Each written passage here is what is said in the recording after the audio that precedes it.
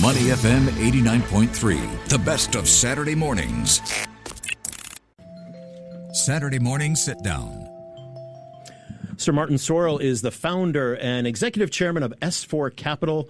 The tech and lead and new age that we are in right now is something that he is very passionate about.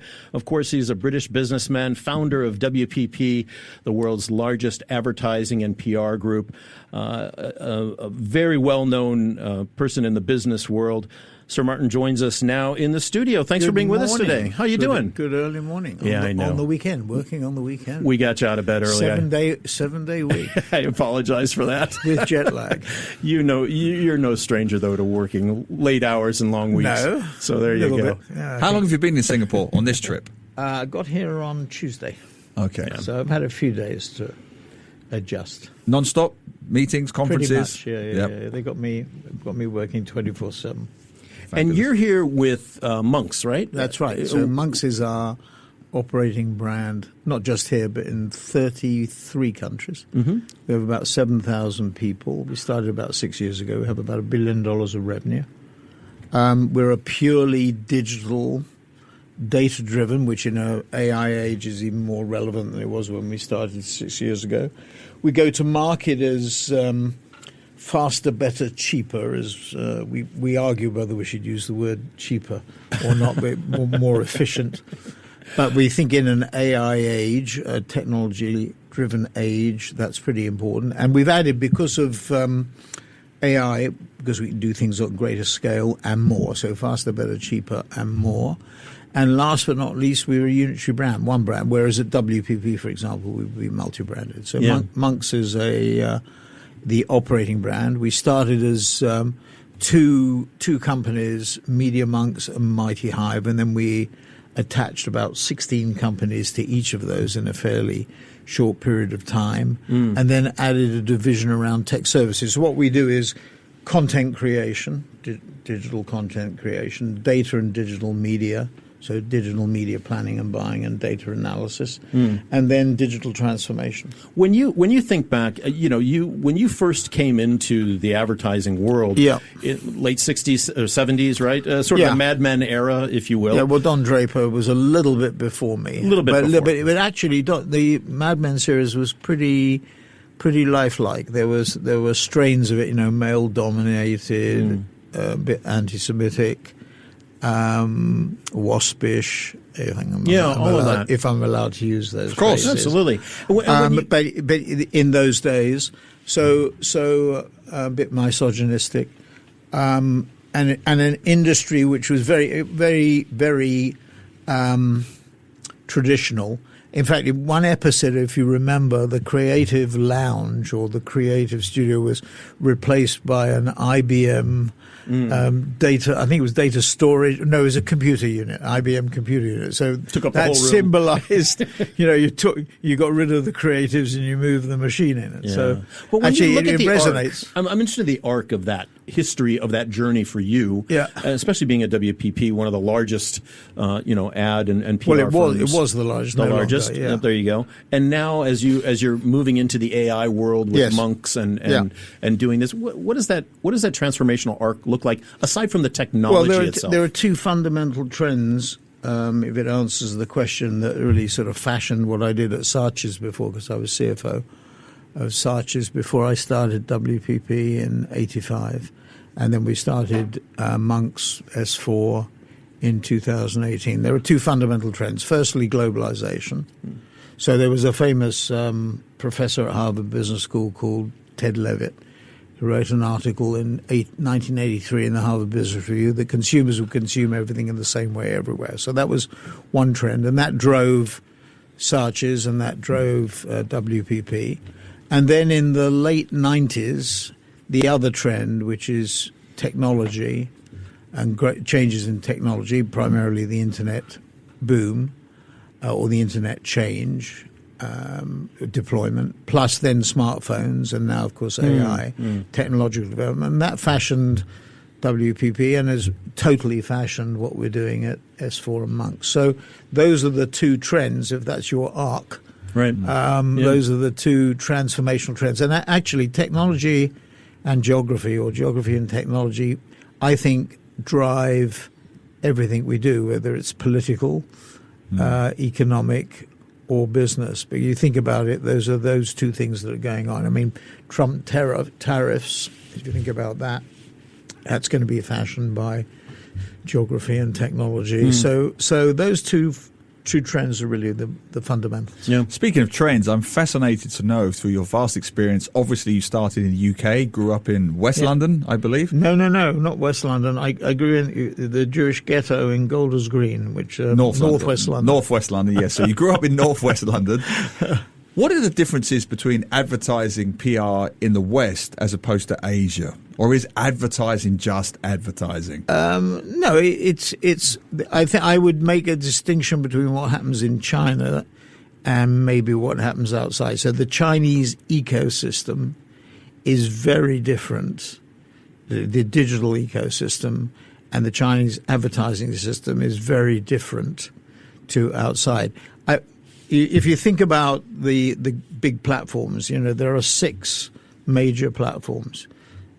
Clients spend about $1 trillion on advertising. About $700 billion is in digital now, so 70%, and about $300 billion in traditional. That's free-to-air TV, radio, not so much digital radio, but traditional radio, outdoor, etc., magazines and press. Digital is growing at around 10 to 15%. Traditional is declining at 0 to 15%, depending on whether you have live sports or not. If you have live sports, it's a little bit less depressed or less going. So the 700 billion is dominated by 6, the digital piece, and indeed the whole piece is dominated by 6 platforms. 3 Western, that's Alphabet, which has about 250 billion in advertising. Meta about 150 billion, and Amazon about 60, and TikTok outside China about 40. And then in China and in the East, and particularly in China, Alibaba, Tencent, and ByteDance. ByteDance does about a total of 150, which I mentioned 40 is outside China, and 110 is in China. Those 6 platforms dominate. Now, other tech companies dominate digital or dominate media. Apple does ad revenues about 11 billion, Microsoft about 19 billion. Nvidia doesn't do ad revenues, but obviously with the production of chips dominates it. And then you've got sort of three software companies, really, Salesforce, Adobe, and Oracle, that dominate. So it's very concentrated. Twitter gets a lot of airtime, or X, and Musk obviously gets a lot of airtime. But in terms of ad revenues, when Musk took over Twitter, it was doing about 5 billion. It's now shrunk to about 2 billion. So these are relatively small. Pinterest's about 4, Snap's about 5 or 6. So they're relatively small. And I go through those stats just to demonstrate how forceful and dominant. So if you think about it, the 4 Western platforms that I mentioned, including Twitter and Alphabet, Meta, and Amazon, account for about half of total advertising, the trillion, and about 70% of the digital. So very dominant platforms. Obviously, that caused regulators heartburn. But I'm not sure that it's really interesting. Well, Meta right now is in the middle of an antitrust. So is Google. And but Google, it's interesting you say that. President Xi, there was a little bit of a spat with Jack Ma a few years ago. I mean, he's now been rehabilitated. Apparently. But if you remember, President Xi did say he was going to cut up Alibaba or the regulatory authority in China cut it up into 8 or so pieces. Hasn't happened. Why is that? And I think it's for a couple of reasons. Firstly, I think President Xi and the Politburo understand the importance of big tech to a country and its strength and development, and also from a defense point of view, and dare I say even from an offensive point of view. When you see what's happening in the Middle East, you see what's happening in Ukraine, you see what's happening in conflicts, in modern conflicts, technology is hugely important. Think of Starlink and Musk in the context of Ukraine. For example, hugely important in terms of defense and offense. So big tech, I think, so I have a little bit of a vested interest and I'm subjective, is here to stay. I don't think the regulator is very difficult to catch up. But I think big tech is here to stay. The other thing, of course, is that AI demands huge capital investment. Our biggest client is Alphabet at Monks. Our second biggest client is, I'm not allowed to say publicly because we're NDA, but a major telecoms company, one of the most valuable companies in the world. President Trump occasionally gets interested in, so you can think about who I'm talking about. Meta, Amazon, T-Mobile, Disney, Netflix, those sorts of companies. These are companies that are really investing very heavily in AI and storage capacity and data capacity and AI itself. In fact, what is known as the Mag 7, or what we now call the MAGA 7, companies like Amazon and Alphabet, etc. These companies are investing about $500 billion a year. Amazon invests $100 billion a year. Google and Meta, who we were with this week here in Singapore, $75 billion each in building AI capacity. So the point of the story is those platforms that I mentioned that are so dominant are, in my view, going to continue their dominance because of the capital need inside the industry. Yeah. The other thing, just finally to say, is the two qualities that are demanded to be successful in an AI world are data and distribution. When you think about who has the data, who has the distribution, it's those platforms I mentioned. So their position is getting reinforced. We're talking with Sir Martin Sorrell, the founder and executive chairman of S4 Capital, and Monks, a digital-first marketing, technology services, and consulting company. Let's talk about people, because many people are getting left behind. You talk about the valuations of these companies, and the people at the top are obviously making a great deal of money.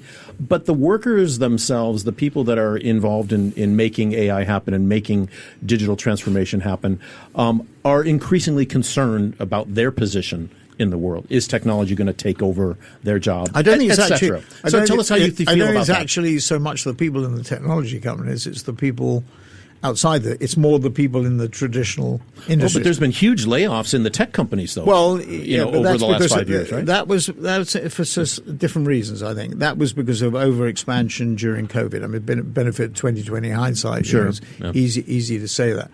No, I think the fundamental issue goes a bit deeper than that. I mean, if you think about the rise of populism, it's not just Trump. For example, in the UK, the most popular person at the moment, from a political point of view, probably is Nigel Farage. Yes, I mean, God forbid he becomes prime minister. But anyway, Nigel Farage, as I call him, because actually when he was at Dulwich College, his name was Farage. It suddenly magically changed to Farage. Sounds a little bit more a bit softer, media friendly, a little bit more something. But if you go back to the 1980s, when Reagan and Thatcher, really. I don't think Reagan revolutionized the U.S. economy, but he certainly did accelerate its growth. And you could argue that Margaret Thatcher revolutionized the UK economy, certainly from a growth point of view. What happened was capital as a proportion of labor started to increase, as a proportion of GDP started to increase. Labor as a proportion of GDP started to decline. Ray Dalio, the hedge fund manager, has wonderful charts. I think you should look at them. Everybody should look at them because they tell you a lot about where the world was developing. And he points to this trend to inequality, and that's what you're getting at, I think. And the other trend, of course, that Trump has capitalized on from a political point of view is the discontent caused by globalization. Globalization has hollowed out manufacturing jobs in the, let's say, developed economies of the West, US and Western Europe. My view, having struggled with economics at school, university, is that this is a sort of almost a natural economic phenomenon. Over time, economies ebb and flow. China was, in the early 19th century, the world's biggest economy. It's been on the wrong side of history for a couple hundred years. It may well be on the right side of history for the next 100 years. So, 100 years. What Trump has done is capitalized on that. And in a sense, in a funny way, AI will deliver what Trump wants, but I think the end result is not what he wants. And let me just explain it a little bit. What AI is doing is hollowing out the manual jobs, or will hollow out in America.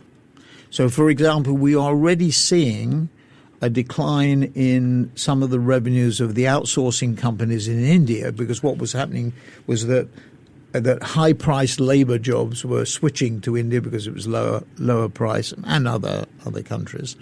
But with AI, you can mechanize, you can automate the bottom of the pyramid of U.S. manufacturing, but you replace it not with people, Right. you replace it with bots. Right. Technology. So he'll get what he wants, but in my view, he'll get the replacement being done by automation, which will not solve what he wants. Right.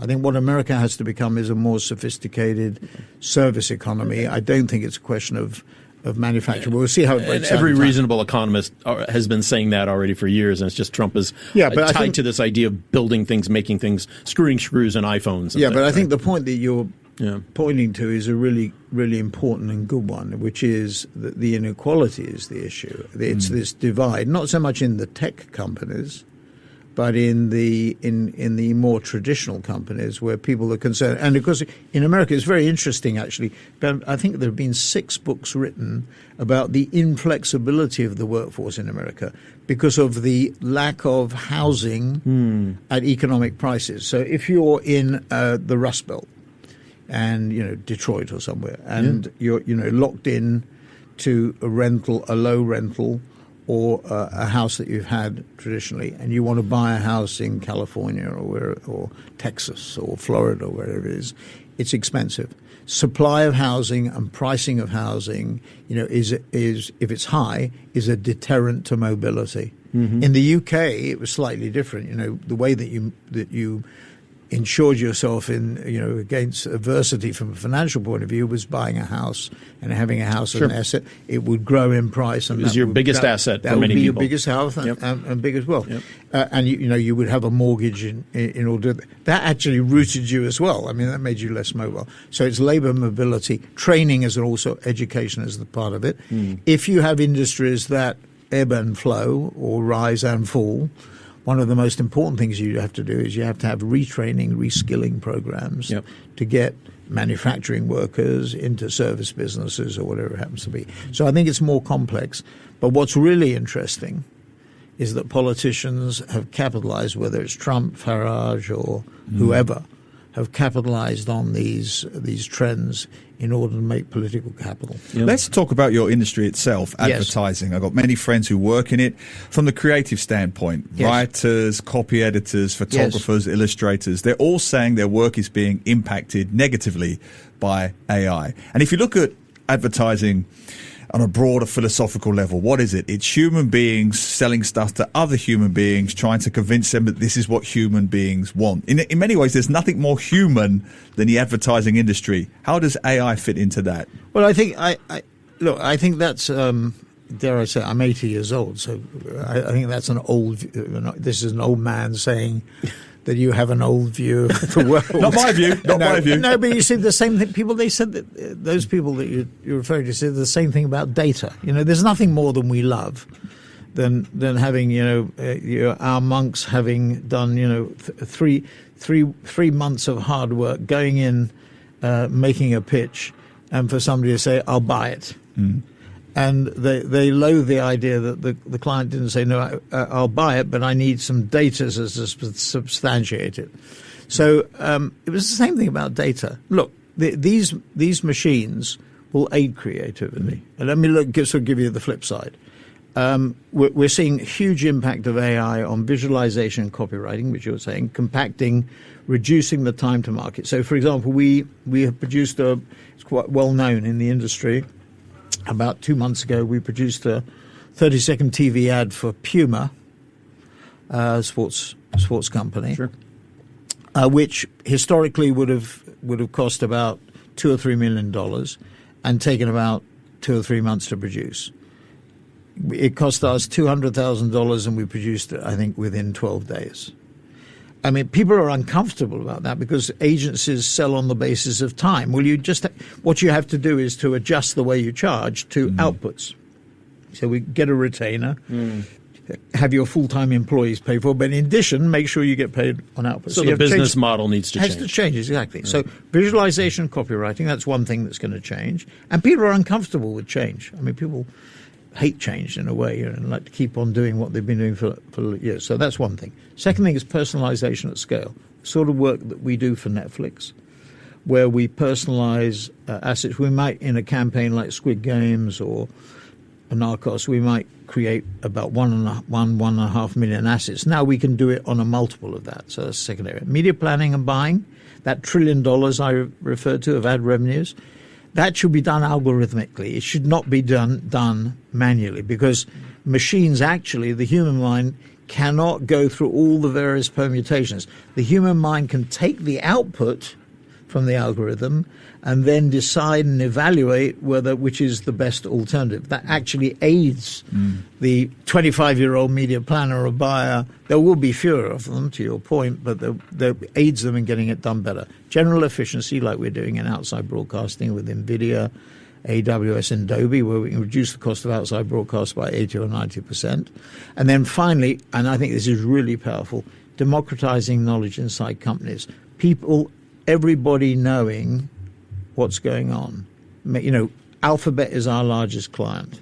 We have about 700 people working on Alphabet around the world. If you can instantly inform them we had a meeting with Sanjay, who runs Google in APAC, whilst we were here in Singapore, or Dan Neary in his recently announced successor, Joe Benjamin, here for Meta, running APAC. If we can say to the people who work on Meta, people who work on Google, this is what we were discussing, or here's the session, or here's what we learned from it, instantly, you really change the dynamics of organizations. You flatten the levels. You make it much more democratic as well. These are all huge benefits.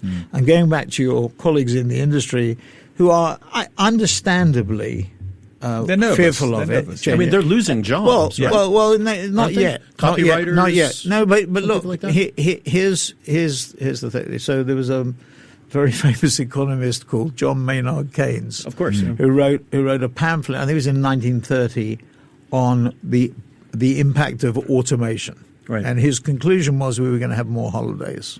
Okay. That was in 1930, so 100 or so years ago. So I think he was right, 100 years too late. I mean, I think there is that the result of AI will be a reduction of employment overall, let's say, in our industry. Okay? That will free up people in terms of time within the industry. And it comes back to what I said before. If you get these changes, you have to reskill, and you have to have a much more fluid workforce. I mean, my dad said to me, find an industry you enjoy, find a company within it, and, spend your life in it, right? His time frame was from 20 to 60. Right. Okay. Right. It's changed. Longevity may actually even, the sort of developments in medical science will live even beyond the averages today, maybe quite significantly so. So we will have to get used to multiple careers and multiple companies and multiple changes in our lives. So do you see it as it's industry, much more fluid? But some say it's not just an industry change, it's an existential crisis. This isn't a blacksmith being replaced by the Ford motor car. This is the entire mode of transport being changed. In every change that went through, so the printing press or whatever, everybody said we were going to be able to work. I happen to believe that this one, I sort of agree with your friends that it will actually reduce in our industry the demand for jobs. Take media planning and buying. There are about 250,000 people involved in it, but they are doing stuff manually, and that is unproductive, and machines will be able to do it. The existential threat you refer to is, in my view, much more sinister. It's not about jobs. The existential threat is AI in the hands of bad actors, right? Yeah. And there's a lot of people who believe that we've gone beyond the tipping point already on that the opportunity for government control or concerted or integrated government control of AI has gone. That moment, rather like nuclear. Not everybody's seen Oppenheimer, but the film. But it's that same issue. We managed to do it with nuclear to some, not totally, but to a major extent. And in a way, AI is nuclear technology as well, but in a different form. And there will be bad actors, and in the hands of bad actors, it can be. We've already seen examples of attempts at fraud, successful attempts at fraud, and manipulation politically, as well as in business. So I think that's I think it's Geoffrey Hinton was one of the founders of DeepMind, which is one of the AI companies it's the AI company that Google bought in 2014. Geoffrey Hinton resigned, one of the founders, recently. I think he's now a professor at the Canadian University, because he was worried about the existential threat of AI. I think that's the existential threat. I don't think so. I think there are so many things happening from a sort of scientific, medical, environmental point of view that are pluses that maybe job creation totally will be different. Our industry maybe not, but different. So I'm not so concerned about that. I am concerned about what we're talking about in the context of Hinton. We're talking with Sir Martin Sorrell, founder and executive chairman of S4 Capital and Monks. We have time for just one more question or comment from you, and that is, I'd like to bring us to sort of a macro look at what's going on in the world right now. In the last 3 months, the global trade system's been upended. This obviously would impact your industry as much as anybody else. What's your feeling about where we're at right now and the long-term, perhaps, impact, positive or negative, on what's going on with the global economy and what we can expect going forward? Well, there are three big political issues: U.S.-China, Russia-Ukraine, or it's U.S.-China, Russia. Let's put Russia rather than just Ukraine, because I think President Putin's ambitions go beyond Ukraine itself, and then finally Iran, whose ambitions in the Middle East, or nuclear ambitions, we all know about. Those three things. I mean, I don't want to depress people on a Saturday morning. We should be there to try and cheer. I think they're almost. You've got the benefit of a number of decades. Maybe it's not a benefit. Maybe the less you know, the better it is. Yeah, true. But I think they're all immutable problems. So I think it's very difficult. I think U.S.-China, despite what happened in Geneva last weekend, which was good news, will bifurcate. Will split further. I think it was I won't say who it was, but a senior diplomat in China, American diplomat, said the relationship between the U.S. and China is structurally competitive. I was in Beijing last year, and I think that's true. So that's one thing. Russia-Ukraine, I think Putin's ambitions are huge, and even if he wasn't there, I think the replacement might even be tougher to deal with. And then finally, Iran. A little bit more optimistic about the Middle East, but I think it's still fundamental issue. Is the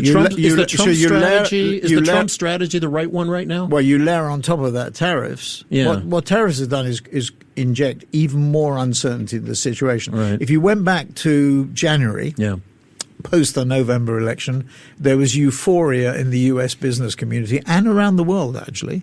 You saw it at Davos. Davos is the opposite bellwether to everything. I mean, everybody was euphoric, and here we are 3 months later, and we're in the depths of depression.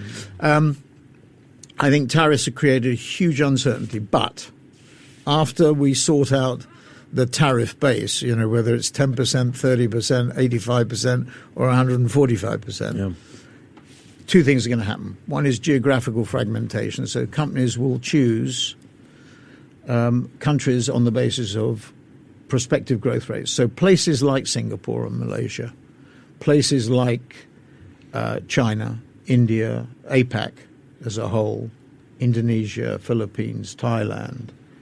These countries, I think, are in an extremely good position. Latin America, I'm very bullish on.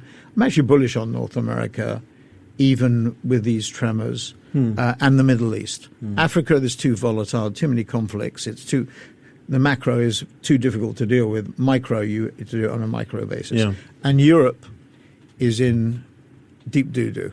UK is not in a good place. France is not in a good place. Italy and Spain are not in a good place. Germany, it goes on. Germany may be better, more fiscal headroom, new chancellor, spending on defense is needed because the Americans won't bail us out like they used to. So that's one thing. The second thing, and I think this is really important from our point of view at Monks and at S4, is that after it gets sorted out, the world is going to grow more slowly. It's not going to grow at 3+, let's say. It's going to go at 3-. Inflation driven by the tariffs, but because inflation has been stubborn anyway before the tariffs came in, and interest rates are going to be higher than we have been used to for the last 30 or 40 years since Reagan and Thatcher. In that environment, technology becomes hugely important to improve efficiency. So going back to your point, those creatives that should be using the technology to increase productivity, increase efficiency for their clients, because that's going to be critical. Take Europe, where our clients look at it as being a cost issue, not a revenue issue because of the lack of growth. What they will be doing is using AI hugely to improve efficiency. And it's not just AI, it's the metaverse, it's blockchain, Web3, it's quantum computing, and God knows what. So I think actually, from a technological point of view, there are huge opportunities because of that efficiency gain. Awesome. Sir Martin, we do have to leave it there. Thank you very much. I want to thank you so much, Sir Martin Sorrell, the founder and It's amazing to be with somebody from Dagenham and Chicago. There you go. Wow. The world is a small place. It is indeed. Getting smaller all the way. Sir Martin Sorrell, founder and executive chairman of S4 Capital. Thanks for being with us. Thank you. To listen to more great interviews, download our podcasts at audio.sg or download the audio app. That's AWEDIO, audio at the App Store and Google Play.